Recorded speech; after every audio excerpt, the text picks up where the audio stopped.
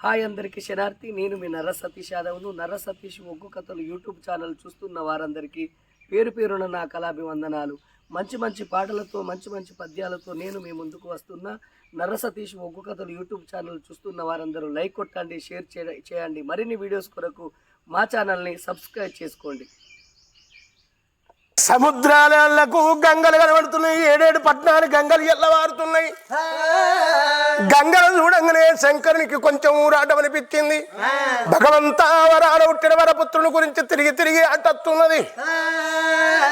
కొన్ని రోజులైతుంది తానం లేపాయలకు జపము లేకపాయే, నీళ్ళు తాగకపోతే గంగల కొయ్యి తానం చేసి జపం చేసి కొన్ని నీళ్లు తాగి మళ్ళా వరాన పుట్టిన వరపుత్రుడు నా అల్లుడు నా బిడ్డ కోరుకున్న వరుని గురించి తిరుగుతానా అని గంగలల్ల కత్తుంటే గంగ లోపల ఉన్నది గంగదేవి కన్న చూస్తున్నది. నాదా మన బిడ్డ ఎల్ల ఒక స్వయంవరం ఏర్పాటు చేసినావు. 3 అల్లుండదోలు కత్తే బిడ్డ నచ్చకపోతే బట్టు పంజం లోపల 3 అల్లుండి ఓడిపోతే నేనెట్లా పుట్టినో వరాన వరపుత్రుడు కావన్నా అని బిడ్డ కొరకు తిరుగుతున్నావు. బిడ్డ లగ్గం అప్పుడు ఒక్క మాట నాకు తెలవనంపలేదు. ఈ ఎల్ల గంగలకు వచ్చి తాను ఎత్తనా నీకు నీళ్లు దొరకనిత్తనా అని గంగ లోపల గంగదేవి వండుకుంది. 7 సముద్రాలు ఎండబెట్టి పండుకున్నది. అప్పుడు శంకరుడు గంగలకు ఎట్టెట్లత్తుంటే నీళ్ళన్నెట్లట్లా ఇగ్గుకపోతుంటే శంకరునికి బాధ అనిపించింది.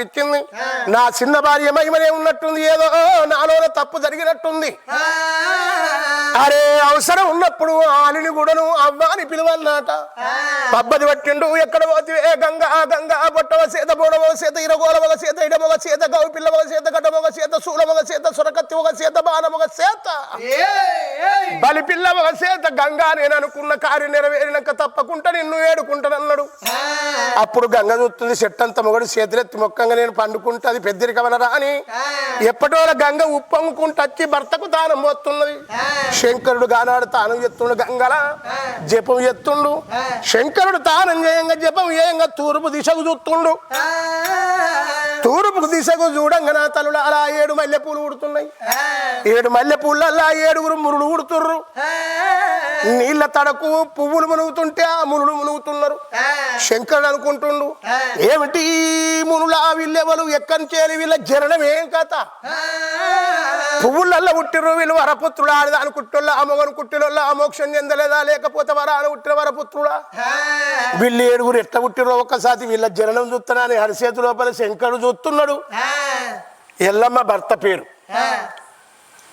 జమదగ్గిని మునిరాజు అని ప్రతి ఒక్కరికి ఎరికే. కానీ జమదగ్గిని మునిరాజు 7 మునులు ఎట్లా పుట్టిరనే జననం మాత్రం మీరు అందరికి తెలితే చెప్పం. ఎవరికైనా తెలుసు? తెలియదు. జమదగ్గిని ముని 7 అన్నదమ్ములు ఎట్లా పుట్టిరు అనేది ఇంట్లో జ్ఞానులు చాలా మంది ఉంటారు.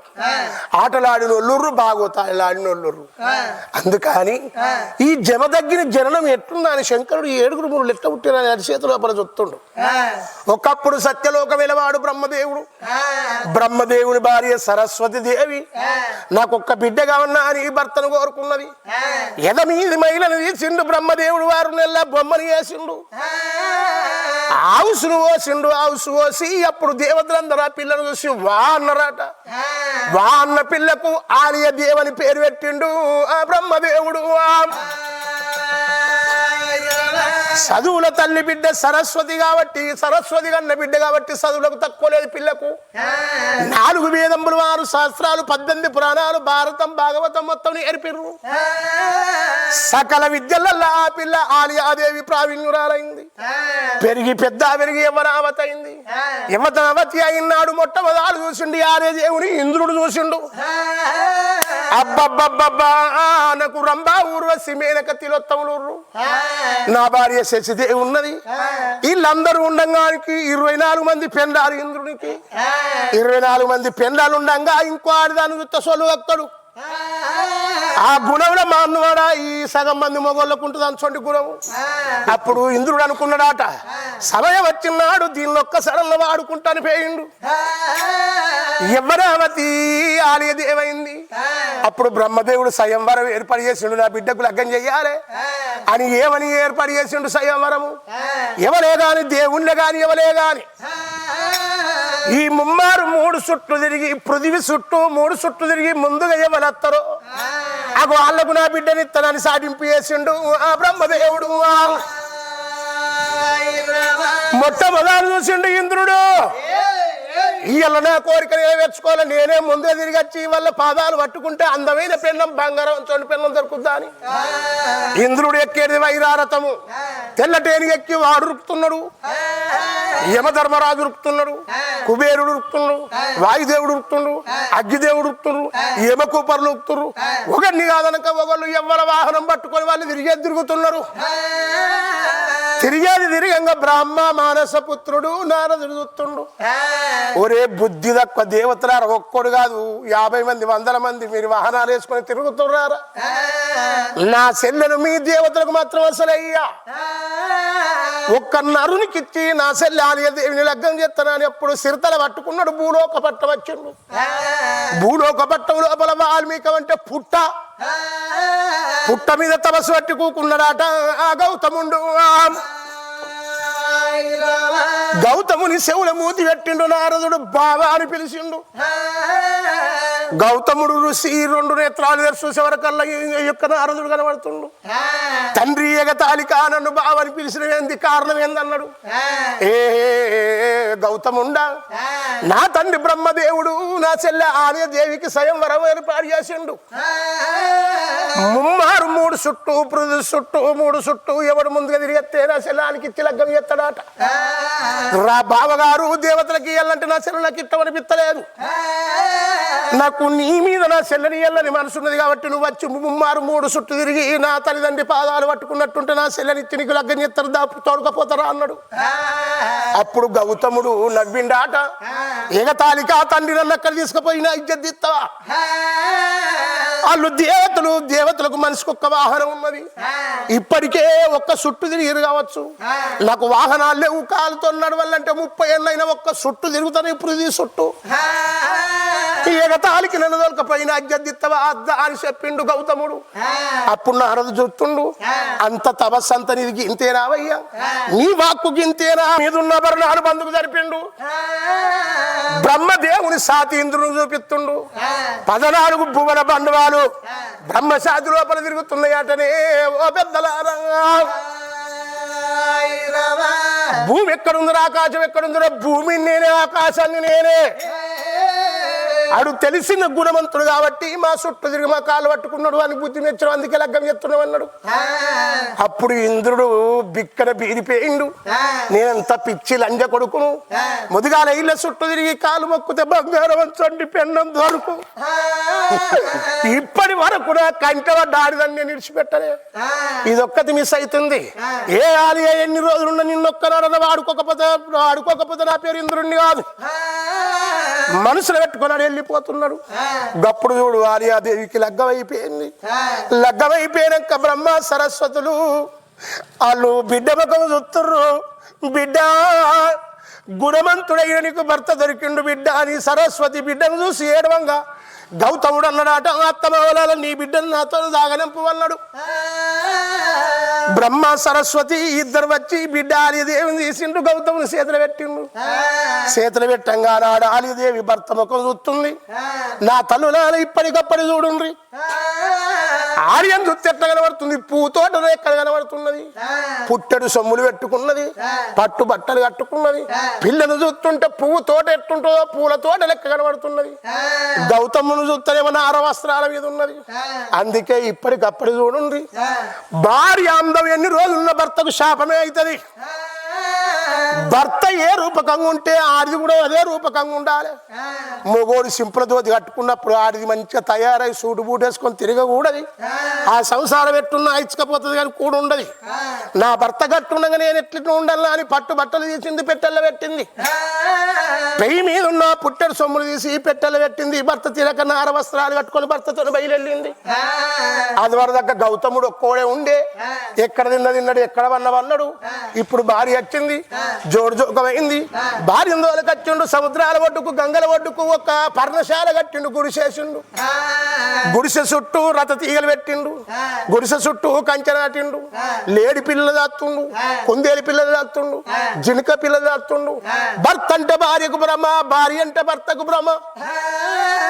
ఒకళ్ళని చూడండి, ఒకళ్ళు నిమిషం బతకలేరు. కానీ భార్య చేతన్నవు తినడే ఆ గౌతముండు. అతడు తినే భోజనం ఎట్టుంటది? కూరుకు పొద్దుకు ఎత్తాడు, గంగలకు ఎత్తాడు, ఒక్క మడిని ఎత్తాడు.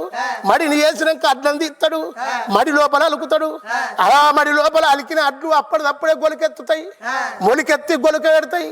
గొలక పెట్టంగానే అడ్డం దూస్తాడు, అరిచేతులు పోతాడు, మోసెత్తోడు పోటెత్తాడు, కంటి రెప్పలతో జరుగుతాడు. ఆ కంటి రెప్పలతో జరిగిన బియ్యాన్ని కందతోడికి చూస్తే అది కమలాము అన్నాము, అన్నం బే అవుతుంది. రోజుకు ఆ అన్నాన్ని ఒక్కటే బుక్కడు తింటాడు గౌతముడు. గా ప్రకారంగా చూడు, కూరుకు పొద్దు లేచంటే గౌతముడు ఆలియా పనిగడ దగ్గర పెట్టుకుని గంగల ఒడ్డుకోయి తపస్సు చేసేస్తా అని పోతుండు. ఈ గౌతముడు ఎప్పుడైతే పోతా అని బయలుతున్నాడో ఇక్కడ కథ ఇక్కడ ఉండంగా ఆ దేవలోకం లోపల ఇంద్రునికి ఆలియ దేవి లట్కనాదికి వచ్చింది. అబ్బబ్బబ్బబ్బా ఏదన్నా కొవ్వు పని చేసి ఇలా ఆలియని పోతే నా పేరు ఇంద్రుని కాదు. మాయలగల్ల ముండ కొడుకు మచ్చలగల్ల ముండ కొడుకు చూడు గౌతముని గుడిసె పక్క పంటి వచ్చిండు. ఈ టైం చూసుకుంటే 2 గొట్ట టైం అవుతుంది. 4 గొట్ట టైం దాకా గౌతముడు ఓడు. అది వరకు దానికి పాలవాగా తట్టు లేదు. సిక్కుడు ఎట్లా కూకున్నాడు, ఒక్క కల కోడి పుంజి వేసం కట్టిండు ఇంద్రుడు. అగో కుక్కుడు కోరుగు కిండాట ఇంద్రుడాట. సిక్కుడు ఎట్లా కూకుండి కుక్కుడు కువారి కుయంగానే గౌతమునికి మేలుకొచ్చింది. ఆలియా కోడి గుర్తుంది, పొద్దు పోతుంది, నేను వెళ్ళిపోతున్న పనిగడ దగ్గర పెట్టుకోమని గంగల గడ్డకైన వెళ్ళిపోయిండు. సిక్కుడు ఎట్లా కూకున్న ఇంద్రుడు గోరుడు కచ్చబల్ల తీర్చుండు, వాళ్ళ మీద కొట్టుకోగానే నిజమైన గౌతముడు ఎట్లుండో గౌతముని వేషం ధరించిండు. పవకారి ఉండ కొడుకు ఆ గుడిసెముంగడికి వచ్చిండు. తలుపును టక్క టక్క టక్క టక్క కొడుతున్నాడు. ఆలియ దేవి చూస్తుంది, మళ్ళా ఇప్పుడు వేరే నా భర్త ఎందుకు తిరిగి వచ్చిండు అని తలుపు తీసింది. తలుపు తీయంగానే నిజమైన ఇంద్రుడి వేషం కాదు, గౌతముని మొగన్ లెక్కనే కనబడుతుండు. ఇప్పుడే పోతు తండ్రి ఎందుకు వచ్చిన అని ఆలి అంటుంది. నిన్ను చూడండి నాకు నిమిషం మనసులో పడతలేదు. బామా బామా రాయ రాయ అని ఆలయం దగ్గర తీసుకొని అడి ఎంగిలి ఎత్తున్నాడు పబకారి ముండ కొడుకు. ఆలయ దేవిని ఇక్కడ ఎంగిలి ఎప్పుడు ఎత్తుండో సముద్రాల ఒడ్డుకు గౌతముని చేతులున్న అన్నము అది రక్తమురో అయితేనే ఉన్నది, రక్తమురో అయితేనే ఉన్నది. గుండెలకు బిల్లు ఉన్నాయి, కార్యాలు బొర్రబడ్డాయి. అవసత్తునన్నాడురా, అయ్యసత్తునన్నాడురా, ఎవడురా ఆడని వాడు గిట్ట వద్ద వాడునా, పడవలు నేలపై నడిసనా, సూర్యుడు పరమట వడిసెనా. ఈ విపత్తు ఎక్కం చేరుతుందని అరి చేతి లోపల పెట్టి ఏకాదృష్టి పట్టి చూసిండు గౌతముడు. ఒరే ఇంద్రా, నీ మీద మన్ను వాడరా, నా భార్య దగ్గరికి వచ్చి నా వేషం కట్టుకొని నా భార్యను గడుపుతున్నావురా. ఇక నేను వస్తున్నా అని 60 ఆమడ దూరాన్ని ఆరే జంగల్లల్లా అగో గుడిసెల కచ్చి నిలబడ్డాడు ఆ గౌతముండు. పక్కల భర్తనే కనబడుతున్నాడు, ఎదురుగున్నోడు భర్తనే. ఆలియ దేవి నరుడొచ్చిన పసల వణికినట్టు అనుకుతున్నది. ఇతడా నా భర్త, అతడా నా భర్త, గజ్జ గజ్జ గజ్జ గజ్జ అనుకుతుంది ఆలియ దేవి. నిజమైన గౌతముడు చూస్తుండు, ఇంద్రుని చూస్తున్నాడు. అరే ఆడిదాని శీలం, ఆడిదాని మానము గంతతి పార నీకు. నా భార్యను దొరికిందారా? నేను లేని టైం లోపల నా ఏచ ధారణ కట్టుకొని వచ్చిన భార్యను భంగపుస్తావురా. ఇక చూడు కమండను నీళ్లు తీసుకుంటూ చేతులు పోసుకున్నాడు. రే నీ శరీరం అన్ని ఆడివిల్ల మానాలై పుట్టాలన్నాడు ఆ గౌతముండు. అప్పటిదప్పుడే ఇంద్రునికి పెయి నిండ మొత్తం ఆడివిల్ల మానలు ఊగులు ఆడబడ్డాయి. లబ్బ లబ్బ లబ్బ లబ్బ లబ్బ నోరు కొట్టుకుంటుడు, నొసలు కొట్టుకుంటుడు. తండ్రి గౌతమ, నువ్వు ఇంతటి తపస్యాలు అని నాకు తెలియదు, ఇంత నీ వాక్కు శుద్ధి ఉంటుందని నాకు తెలియదు. నా బుద్ధి గడ్డి తిని నీ భార్య అందం చూడలేక అయ్యల నేను మోసం చేసిన మాట నిజమే. తండ్రి నన్ను ఇట్లా దేవతలు చూస్తే నేను దేవతల గురువు నేను నన్ను ఎవరన్నా నాకు మర్యాద చేస్తారా ఇంటికోత నా భార్య దగ్గర రానిస్తుందా నాది తప్పైంది తప్పుకుని మోసరం లేదా తండ్రి నీ కాళ్ళు మొక్కుతాను ఊరికి వచ్చి ఈ గౌతముని కాళ్ళ మీద బొక్క బొర్రబడ్డాడు ఇంద్రుడు అందుకే నిజమంతుని కోపము నీళ్ళ మీద రాత లెక్కుంటుందట మధ్యముని కోపము పలక మీద రాత లెక్కుంటుందట చెండాలుని కోపం బండా మీద రాత లెక్కుంటాయే ఓ తల్లులారా నిజమంతుని కోపం నీళ్ళ మీద రాతంటే రాయంగా నీళ్ళ మీద రాతది తానే మార్చుకుంటా పోతుంది మరి మధ్యముని కోపం పలక మీద రాతంటే రాసి దుగుట్ల పెడితే వెయ్యంలో అయినట్లే ఉంటుంది తూడు చెత్త పోతుంది గా ప్రకారంగా చూడు గౌతముడు సల్లిళ్ళ కొండోలే చల్లబడిపోయిండు వారి నా రాతకు నువ్వు బాధ్యుని కాదు కానీ నువ్వు ఈ కాడ నుంచి ఇంకో ఆడవిళ్ళ ముఖం చూడకుంటే నీ సంగతి చెప్తా ఆడవిళ్ళ సీన మానవంటే నీకు గింత ఆరాలు కన్నారా నువ్వు దేవతలు చూడంగా మంచిగా కనబడతావు నీ భార్య చూస్తే మంచిగా కనబడతావు నీకు నువ్వు చూసుకుంటే ఎప్పుడు ఆడవిళ్ళ మానాలన్నీ నీ శరీరం అన్ని ఎగురుతూనే ఉండాలా అని అన్నాడు ఆ గౌతముండు గప్పుడొచ్చింది ఇంద్రునికి 1000 కండ్ల వాడన్న పేరు గప్పుడొచ్చింది ఇంద్రునికి గౌతముని వలనే 1000 కండ్ల వాడు ఇంద్రుడు అని గప్పుడు పేరు వచ్చింది అబ్బా ఈడుంటే ఇంకా నేను బతకరా మళ్ళీ ఇంకేం చేస్తున్నాడు పుట్టుకరావు తలబడ్డాడు అప్పుడు ఆలయ దేవుని చూస్తుండు గౌతముడు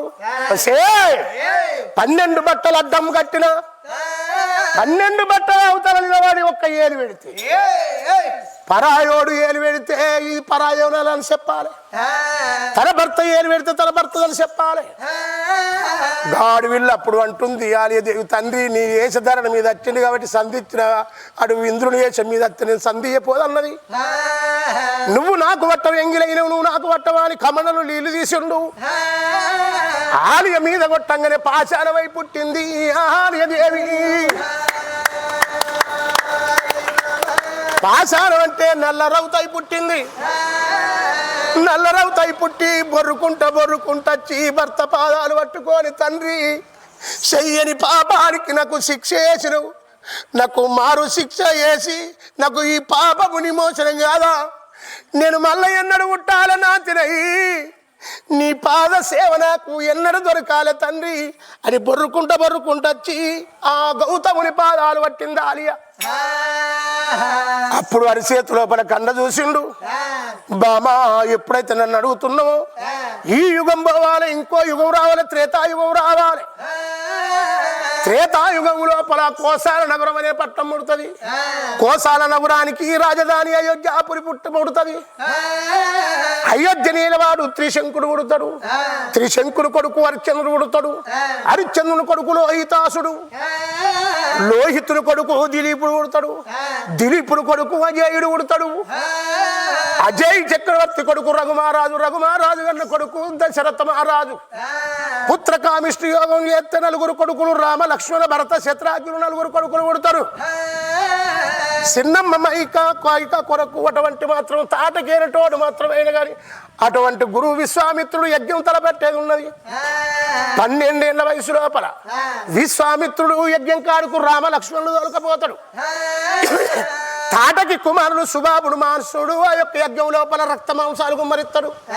అలా దగ్గర తీసుకుపోయి సుబాబుని మానసుని హతం చేసిన తర్వాత వాళ్ళు తిరిగి విశ్వామిత్రుడు రామలక్ష్మణులు తోలుకొని రంగా మిథునాపురి పట్టం మీద వాడు జనక చక్రవర్తి బిడ్డ సీతకు స్వయంవరం ఏర్పాటు చేస్తాడు అందుకే ఒక్క పత్రిక విశ్వామిత్రునికి వస్తుంది అట్టి రాముణ్ణి తోలుకొని నేను వచ్చిన మళ్ళా తీసుకొని వాళ్ళ తల్లిదండ్రుల దగ్గరికి కళ్యాణ రాముణ్ణి భార్యతో పాటు తోలుకోపోతున్నా అని రాముణ్ణి తోలుకొని మిథునాపురి పట్టణం వచ్చేది ఉన్నది ముంగడ విశ్వామిత్రుడు పోతాడు తర్వాత లక్ష్మణ పెరుమండు పోతాడు వెనకకేలి రామభద్రుడు వస్తుంటాడు రాముని పాదం తలిగి దానాడు నాతివి నువ్వైతవమ్మా బామ నాతివి నువ్వైతవమ్మా అది వారదాకనమ్మా బామ అడవిలో నవ్వుతావమ్మా బామ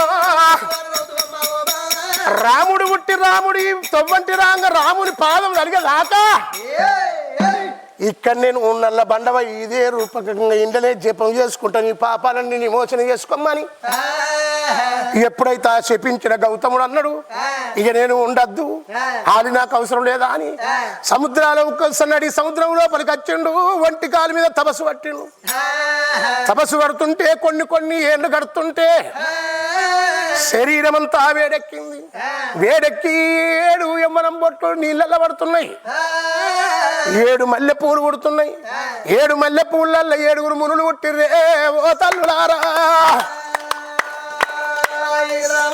7 కొడుకులు పుట్టంగా 7 మునులు పుట్టంగా అప్పుడు గౌతముడు నా కొడుకులు నా రక్త బిందు పుట్టిరు కాబట్టి నా కొడుకులు పేరు నేనే పెట్టుకుంటా అని గంగాముని గౌతముని సూర్యముని చంద్రముని గంగాముని గౌతముని సూర్యముని చంద్రముని పాలముని నీలముని అందరికన్నా చిన్నోడు జగమేనవాడు జమదగ్నివుడు రాజని పేరు పెట్టిండు ఆ కన్న తండ్రి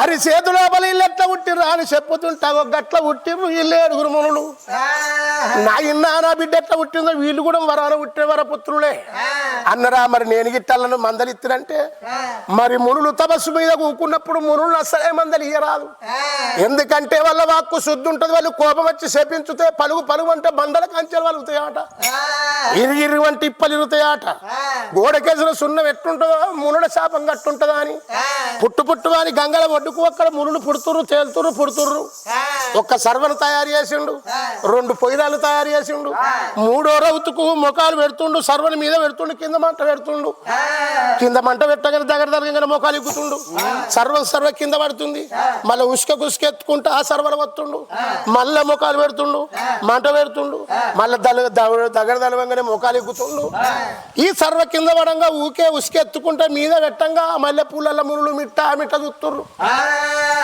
ఈ జంగ ముండ కొడుకు ఎక్కంచెలు వచ్చిండ్ర తమ్మి తిన నేర్పుంది కానీ ముండ కొడుకు అండుకునే నేర్పులే పాయ్ 3 దిక్కుల 3 రాళ్ళు పెడితే పొయ్యి అవుతుంది మంట అవుతుంది కానీ 3వ రౌతుకు మొక్కలు పెట్టబట్టే దగ్గర గుంజబట్టే సర్వ కింద పడబట్టే ఉసుక అండ ఎత్తబట్టే గట్ట కాదు గిట్ట అని చెప్పుదాం దాని పూలకి వెళ్ళి 7 లేసొచ్చి ఏం జంగవడా గిట్ట కాదు గిట్ట తినాలా అని చెప్పిండ్రు అప్పుడు శంకరుడు అన్నాడు ఒరే కొడుకులానా నాకు అండుకుని నేర్పున్నది తినే నేర్పుంది మీములను మందలియక మీరే నా దగ్గరికి వచ్చి మందలియాలని చూస్తున్నాడు అప్పుడు 7 మునులు అన్నారు అసలు నువ్వు ఎవలయ్యా అన్నారు ఎవలయ్యానంగానే శంకరుడు నిజమైన రూపం నటరాజ రూపం చూపిస్తున్నాడు 7 మునులు గజ్జ జరుపుకుంటూ ఆ శ్రీకామిని తారకాముంగ దారాణం కూర సంసార నిర్వాపగర్వాప సేవించు మావించు టెందము లేకుండా విచారములు లేక శంకర మా దగ్గరికి వచ్చిన పనులేంది తండ్రి అని బొబ్బలు పట్టిర్రు కొడుకులాల మీరు 7 పుట్టట్టు నాకు బిడ్డ పుట్టింది మా బిడ్డని ఎవరు చూసి రగ్గం చేసుకుంటలేదు మీ అంచొంటి భర్తలు కావాలని నా బిడ్డ అక్కడ మంటు బట్ట పట్టి కూకున్నది మీరు 7 వస్తే మీ కొడుకులాల మీ ముళ్ళు 7 ఎవరు నచ్చి రెట్టవారు తాత వాళ్ళకు నా బిడ్డనిచ్చి లగ్గం చేస్తా అన్నాడు 7 ముచ్చట పెట్టుకున్నారు వారి పిలిచి పిల్లలు ఇస్తే కులవులా అన్నట్టుగా వారి మనకు పుక్యానికి పెన్న దొక్కుతుంది పారా లేకపోతే ఏముండ కొడుకు మనకు లగ్గం చేస్తాడు ఉదంపారని 7 వదులుకొని శంకరి ఎంబట జమదారి కొయిలాలో అడికలు దేవుడు ఎడావతాడే జమదారి కొయిలాలా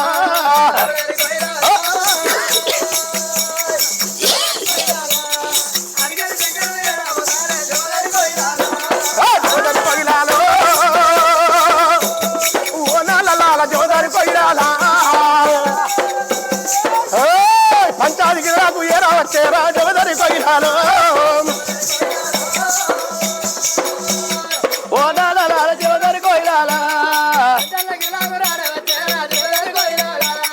మాలి మీద ఉన్నది ఎల్లమ్మ తల్లి చూస్తుంది దాసిరాల చూడు ఆనాడు 3 తోలుకొచ్చిన నాయ గాని ఇప్పుడు 7 తోలుకొత్తుండు 7 చూస్తుంటే పోతులు లెక్కున్నారు అయ్యో నే బిడ్డరా బిడ్డరా ఒక్కరు కాదు 2 కాదు నా తల్లి చూడు ఆనాడు 3 బావల తీసుకొచ్చిండు ఇవాళ చూడే జడక గిదరగా ఏడుగురు మునులు అగదూడు మునులు వస్తాండ్రు. ఒకళ్ళు వేసుకుంటే ఒకరు కోపం ఉంటది. జానడి గడ్డాలు మూరడు విసారాయే. అడవిలో ఉట్టిండ్రు అడవిలో పెరిగిండ్రు ఏడుగురు మునులు. వాళ్ళని ఎవరు నేను లగ్గం ఆడాలే, నేను ఎట్లా పెళ్లి వేసుకోవన్న బిడ్డ.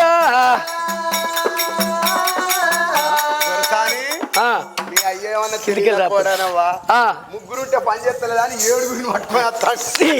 పాడు కాదు, ముగ్గురుంటే ముడి పడదని ఏడుగురు తీసుకొస్తాడా? ఏడుగురు అంటే నవ్వరాని లోకం. ముగ్గురుంటే ముడి పడతలేదని ఏడుగురిని పట్టుకొని వస్తాడంటే అవునే. ఈ ఏడుగురు ఒక్కరు కూడా ఎట్లున్నారు చెప్పే. పయ్యంతా బూరే ఉంది.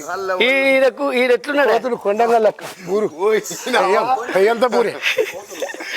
కొండగట్టు కాడి కోతులు నట్టున్నారు. ఒకళ్ళు చూస్తే ఒకళ్ళు చూసినట్టు, ఒకళ్ళు చూస్తే ఒకళ్ళు చూసినట్టు ఏడుగురు ఒక్క రకంగానే ఉన్నారు.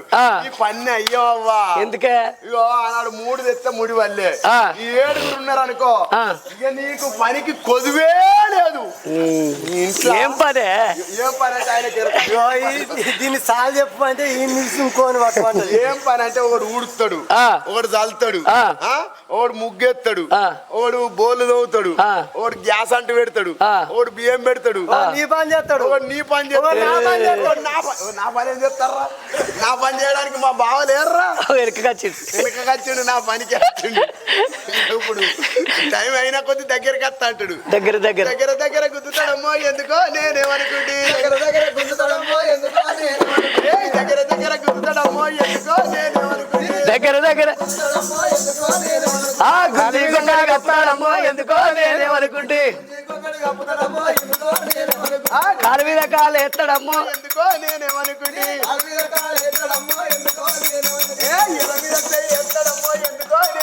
ఎవరు గుంజి కొంగడి కప్పుతాడమ్మా, గుంజవాడ గురువాడ పట్టాడు. అయితే అట్లా మీ బావ అట్లా చేస్తాడు మా ఆయన. సరే గాని ఇట్లా ఏదన్నా ఏడుగురు అద్దు ఎవరన్నా ఒక్కరు ముద్దు అంటున్నావు. మీ బావలకు పెట్టిన స్వయంవరం వీళ్ళకి ఏడుగురు పెట్టు, అదే పంజం వీళ్ళకి పెట్టు. ఏడుగురు మేన బావలే ఎక్కలేకలే కింద పడి నక్కులకు నలుగురు ఇరిగిపోయిర్రు. వీళ్ళు ఏడుగురు ఎక్కలేక మందకరి కుక్కలలో ఒక్కొక్కలు అల్లె మరిపిస్తారు. గడ్డాలు మీసాలు, వాళ్ళకు ఒంటి మీద బట్టలే చక్కగా లేవు. వాళ్ళకు వాళ్ళు వచ్చి ఏం కొట్టుకున్నా వాళ్ళకి చూసుకుంటారు, వాళ్ళే పీకుతారు. ఈ స్తంభం ఎక్కుతారా? వాళ్ళ నుంచి అవుతుందా? అడవిలో ఉట్టిర్రు అడవిలో వేరు. మీ బావలే ఎక్కలేదు, గీళ్ళే ఎక్కుతారా? దిక్కువాలి అంతే అంటవా? బావలెక్కిరా చెప్పు. గరుడ స్తంభం అయినా మీ బావలే ఎక్కలేదు, మునులేమో గరుడ స్తంభం ఎక్కుతారు. మీ తండ్రికి అటువంటి ఆనాడు మీ మేన బావలు పెట్టిన పంచము ఈ ఏడుగురు మునులకు పెట్టు అన్నది ఆదాశ పూలవాది.